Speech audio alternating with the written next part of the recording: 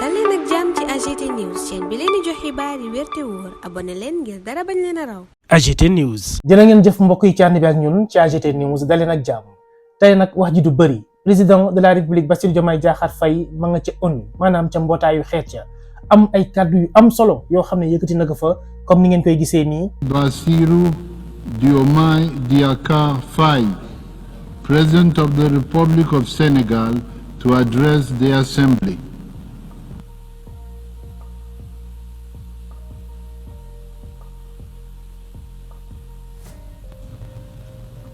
Monsieur le Président, chers collègues, Mr. President, Mesdames dear et Messieurs, colleagues, ladies and gentlemen, je remercie le secrétaire général I pour thank the l'initiative Secretary General d'organiser ce for the sommet initiative of organizing et je this salue summit, ses efforts and pour un I monde de commend paix, his efforts for un a monde world stable of peace, où règne a le stable développement world where inclusif. inclusive development reigns. L'avenir que nous voulons The future we commande want de ne laisser personne de requires us to côté leave no one behind, face aux défis que faced sont with la paix the et la challenges sécurité, to peace and la security, réduction des inégalités, reducing inequalities, l'éradication de la pauvreté, eradicating la poverty, justice et l'équité. justice and equity. Nous ne pouvons réaliser cet avenir que dans la We can recherche only de bring this solutions future communes about if we dont le pursue fondement se joint trouve dans un solutions cadre that are multilatéral, rooted in a un multilateral cadre qui framework, inspire a confiance et framework that adhésion inspires confidence et and sert les buy-in intérêts de and which tous. serves everyone's interests. Autrement, il continuera à susciter la méfiance Otherwise, it des uns would continue to give et la rise to défiance des mistrust autres from some and et de scorn from perdre others, ainsi la and would thus crédibilité lose et la the credibility légitimité and attachées à legitimacy son that are autorité. attached to its authority. À ce propos, j'aimerais partager avec In this vous regard, I would quatre like to share observations. 4 observations with you. Premièrement, Firstly, il est clair que notre futur ne it peut is se clear construire that our sur le modèle future actuel cannot be built dominé par upon les the current injustices, model, which is l'extrême dominated by pauvreté qui touche injustices, 10% de extreme la poverty that population affects mondiale, 10% of the les world's tensions population, géopolitiques de haute high intensity intensité et le geopolitical réchauffement tensions, sans précédent de and la planète qui unprecedented affecte global gravement warming, nos which pays. is seriously affecting our Le countries. constat est alarmant et comme le souligne All le of this rapport is du alarming, secrétaire and général as de l'ONU, underscored si les in tendances reports by the UN actuelles se Secretary maintiennent, General, if the current trends 575 millions de continue, personnes 575 million vivront encore dans people l'extrême will still be pauvreté living in extreme d'ici poverty 2030. in 2030. ce qui va entraver davantage tout This will espoir de further développement hinder any durable. hope of Et face sustainable à cette development. situation, And lii nag une partie de son discours la nekkul intégralité bi lan moo xew moom président dafa dem ak audace yëkkati kàddu yu am solo yu ànd ak courage yoo xam ne faw ñu daal di koy partager waaye bëri na ci ñoo xam ne duñu comprendre dëggantaan moom li mu yëkkati ci ay kàddu lu mu doon loolee moo waral am na benn article bu am solo boo xam ne def nañu ko lire l'intégralité du discours du président Bassirou Diomaye Diakhar Faye faram fàcc ko ponk par ponk ci wolof maanaam ci kàllaamay kocc ngir kenn ku ci nekk mën a xam président de la république auteur bi nga xam ne am na ko ba mu demee teew foofee ca mbootaayu xeet ya amul benn complexe comme ni ko ñenn ñi fogee woon amul itam benn incompétence boo xam ne mënoon nañ koo nemmeeku ci discours am mu maîtriser sujet am wax li mu xalaat ci àdduna bi en toute responsabilité waaye boole ko pertinence bu mucc ayib loole moo waral discours bu président de la république Bassirou Diomaye Diakhar Faye la leen fas yéene liiral leen ko tekkil en wolof bu leen fàttee aimé vidéo bi gars yi partagé ko ngir ñu bëri mën cee jot xam ne président mii nga xam ne ñoom Lat Diop ak ñeneen moom lañ doon wax naan amul charisme doon tiit ci bés bu demee ci bitim réew janoo ak tubaab yi naka lay mel moom moomee wane na dëggantaan ni il est à la hauteur wane na dëggantaan ni il est compétent il est un président jeune waaye président itam boo xam ne maîtriser na bu baax a baax adduna bi ni muy doxee te amul benn yoon seen complexe nañ teewlu le président Bassirou Diomaye Diakhar Faye à l'ONU. Je remercie le secrétaire général pour l'initiative d'organiser ce sommet et salue ses efforts pour un monde de paix, un monde stable où règne le développement inclusif. loolu le président Bassirou Diomaye Faye tàmbalee ay kàddoom ca ONU mu ne moom mi ngi sant tey gërëm secrétaire général bi nga xam ne moo organisé bi lépp ndaje boo xam ne jàmm moo ko tax a jóg àdduna bu dal àdduna boo xam ne développement daf fi mën a am te du bàyyi kenn. L'avenir que nous voulons nous commande de ne laisser personne de côté face aux nombreux défis que sont la paix et la sécurité, la réduction des inégalités l'insécurité, l'éradication de la pauvreté, la justice et l'équité. président Bassirou Diomaye Faye mu ne ëllëg bi ñu bëgg ci àdduna bi daf ñuy imposer ñu bañ a bàyyi kenn mu nekk de côté ñëpp lañ ci war a boole ndax li nekk ci suñu kanama ñeel jàmm ak salaam ñeel sécurité bu ñu ko bëggee régler aw ñu jàppalante boole kooka yeneen ay jafe-jafe ñeel naka la ñuy defa ba inégalité yi mën a wàññeeku ñu jëlee fi ndóol maanaam pauvreté ñeel wàllum yoon maanaam justice ak itam équité. Nous ne pouvons réaliser cet avenir que dans la recherche des solutions communes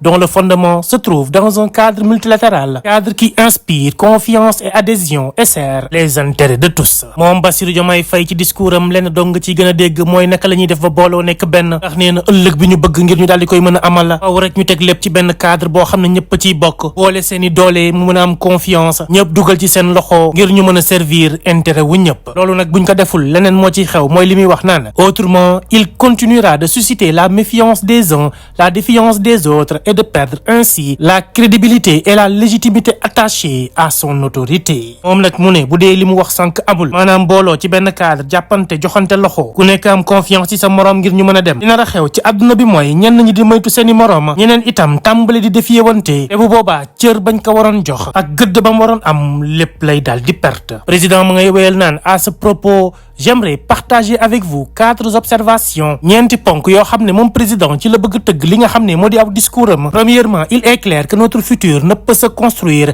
sur le modèle actuel dominé par les injustices, l'extrême pauvreté qui touche 10% de la population mondiale, les tensions géopolitiques de haute intensité et le réchauffement sans précédent de la planète qui affecte gravement nos pays. moom président da leen xool ci bët jàkkaarloo ak ñoom ne leen kaay leen ñu waxante dëgg waaye xam ngeen ni ëllëg bi ñu bëgg ngeen ñu daal di koy tabax mënuñoo basé wu ci modèle bi nga xam ne jamono ji àdduna bi moom lay doxee modèle boo xam ne injustice daf cee bëri lool téeméer boo jël ci àdduna bi fukk yi ci ndool gu métti métti la ñuy dund boole koog yenn tension yi nemmeeku ci yenn réew àdduna bi di gën di tàng te dañ koy yëg bu baax a baax ci suñu ay réew. le constat est alarmant et comme le souligne le rapport du secrétaire général de l'ONU, si les tendances actuelles se maintiennent, 555 millions de personnes vivront encore de l'extrême pauvreté d'ici 2030. président mu ne fii ak 2030 lu toll ci juróomi téeméeri millions ngi nit toftal juróom ñaar fukk ak juróom dinañ dund ci pauvreté boo xam ni dina métti lool maanaam ndóol gu tar bu dee dañoo sukkandiku ci rapport bi nga xam ni secrétaire général bu ONU bi daal dina koy def waral moom président mu teg ci ne qui va entraver davantage tout espoir de développement durable maanaam lu ni mel bu dee am na développement dëggantaan bi ñuy séntu pour ñu am ko dina jafe lool. face à cette situation il est impératif de s'attaquer au cycle infernal de la dette dont les taux anormalement élevés asphyxient de nombreux pays du sud. président Bassirou Diomaye Faye ne ak situation bi ñu daal di jànkonteel aw ñu xoolaat bu baax a baax taux yu kawe yi ñuy teg ci kaw bor bi lu ni mel dafay fatt dafay yàqal bu baax a baax réew yi nekk dans le sud. ce système d'iniquité que souligne le rapport récent de la CNUSED constitue une entrave croissante à la prospérité mondiale, en particulier dans les pays en développement dont les taux d'emprunt sont 2 à 12 fois supérieurs à ceux appliqués aux pays développés. président mu ne leen système bi ngeen teg dafa am xajj ak seen ñeel pays am doole ak yi ko amul ndax taux d'emprunt maanaam taux bi ñu lay tegal bu dee da ngay leb ay koppar diggante pays am doole ak yi ko amul différence bi maanaam wuute gi jëm na ci ñaar jëm fukk ak ñaar loolee rapport bi mujjee génn ñeel CNUSED moo ko dal di xamle. président ma ngi ca ponk bu njëkk bi ba tey ma ngi cay teg naan pour une meilleure soutenabilité de la dette il faut renforcer les conditions d'accès au crédit, surtout le crédit export, en assouplissant les règles sur les taux d'emprunt et la durée des délais de grâce et des périodes de remboursement. foofu président daf leen jox ay yoon yoo xam ne buñ ci jaaree la mu doon ñaxtu sànq ñu wax ko mën nañu cee am ay saafara mu ne ngir bor bi ñu gën koo mën a gérer aw conditions yi ñu xoolaat ko bu baax surtout ci li ñeel li ñuy woowee crédit export ñu yolomal bu baax a baax taux bi nga xam ne moom la ñuy lebee boole koog diir yi ñu war a rembourser ak délai de grâce yi ñu xoolaat ko bu baax a baax loolee moo ko may mu dem ci ñaareelu ponk bi mu ne deuxièmement la nécessité de réformer la gouvernance politique économique et financière mondiale pour refléter les réalités d'aujourd'hui. président ci ñaareelu ponkam nee na leen faw ñu xoolaat bu baax ni nga xam ne noonu la ñuy gouverner adduna bi yëpp ci lu ñeel wàllum économie mbirum politique mbirum finance ngir lu ni mel ñu mën cee gis réalité yi nga xam ne moo am tey jile. même si des progrès ont été accomplis récemment, notamment la décision du G20 d'attribuer un siège permanent à l'Afrique et celle des États membres du FMI d'accorder un 3e siège à l'Afrique dans son conseil d'administration, il reste beaucoup à faire pour garantir garantir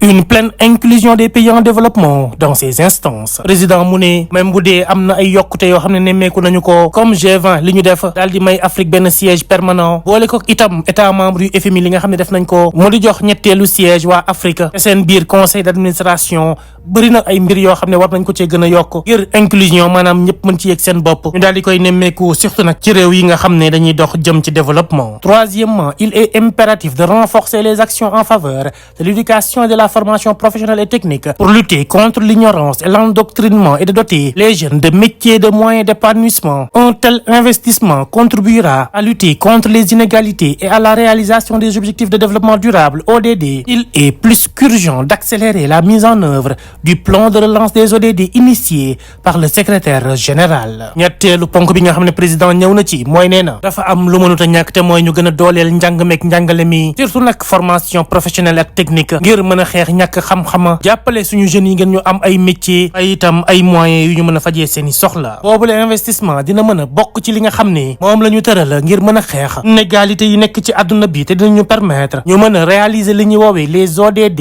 mu di les objectifs de développement durable maanaam taxawal mbir yooyu di ODD président nee na nu ñu ko mën a gën a gaawalee rek nañu ko def comme ni ko secrétaire général bi daal di tàmbalee looloo ko may mu dugg ci ñeenteelu ponk bi mu ne quatrièmement il est essentiel d'investir davantage dans la connectivité et la digitalisation par le renforcement des infrastructures numériques l'innovation et le soutien à l'industrie créative des jeunes sur qui repose l'avenir président nee nañu investir bu baax a baax ci lépp lu ñeel wàllum connectivité ak digital bi nga xam ne day permettre ñu gën a renforcer lépp lu ñeel wàllum numérique waaye itam innover ci ni nga xam ne noonu la ñuy doxalee jàppale itam ndaw ñi ci industrie créative bi ñu nekkee ndax ñëpp xam nañu ne ëllëg ci seeni ay mbëgg la daal di tegu. Nous devons offrir aux jeunes les moyens de se former, de réussir et de s'épanouir. Ils doivent être au cœur de nos actions et associés dans la gestion et la prise de décision en tant que vecteur de paix et acteur de développement. Je vous remercie de votre attention. président nee na dañoo war a jox ndaw ñi ay jumtukaay yu ñu mën a former woo ngir réussir faj seeni ay soxla ñoom ñoo war a nekk ci xolu lépp luy ay jéego ñu koy teg ñoom lañ ci war a jiital boole leen ci sóoraale leen itam ci bépp ndogal boo xam ne dañu koy jël ndax ñoom mën nañoo indi jàmm indi développement loolee le président jeexalee ay kàddoom sant leen gërëm leen ci teewlu biñ ko defaloon ci ay kàddoom. AGT News. mu ngi noonu mu nekk discours bu responsable loolu lañ ko mën a tuddee ndax président dafa ñëw ponk par ponk